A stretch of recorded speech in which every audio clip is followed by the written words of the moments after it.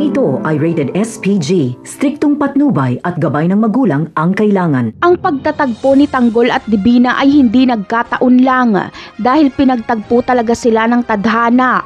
Kung may sikreto sa pagkatao ni Tanggol ay may sikreto din sa pagkatao ni Divina at pareho ang kasagutan ng kanilang mga sikreto dahil iisa lang ang pinagmulan nila. Si Tanggol ay tunay na Montenegro at si Divina ay isa ring Montenegro. Sikretong anak ni Don Julio si Divina. Itinakwil niya ito noon kasama ang ina ni Divina sa kadahilan ng babae ito.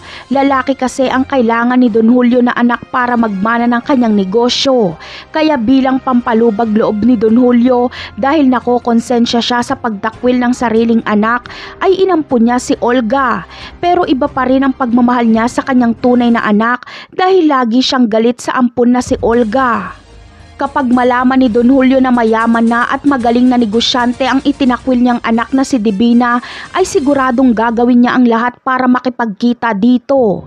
At dito na makikilala ni Don Julio ang tunay niyang apo na si Tanggol dahil ipapakilala siya ni Divina bilang kasosyo sa lahat ng kanyang mga negosyo.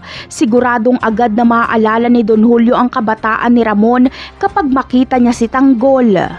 Sa kasalukuyang sitwasyon naman ay magkakaunsehan nga sa pagbibenta nila Tanggol sa Brilyante.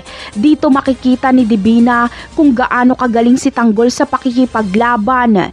Ililigtas ni Tanggol ang buhay ni Divina. Kaya magkakaroon ng utang na loob si Divina kay Tanggol. Uuwing palpak sila Divina at Tanggol pero nasa kanila pa rin ang diamante.